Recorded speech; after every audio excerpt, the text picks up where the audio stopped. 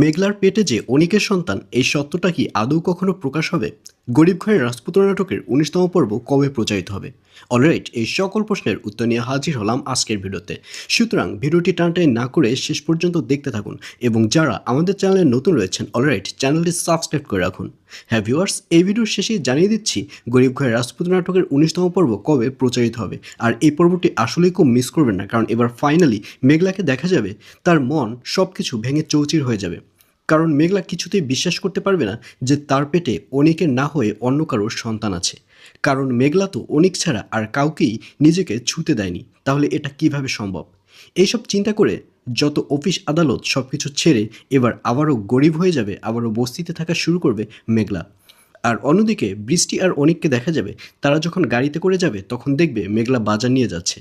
আর এই ব্যাপারটি দেখে বৃষ্টি গাড়ি থেকে নামবে এবং মেঘলাকে হেল্প করার চেষ্টা করবে, মেঘলাকে গাড়িতে করে যেতে বলবে। কিন্তু মেঘলাকে দেখা যাবে সে উল্টো বৃষ্টিকে অপমান করবে।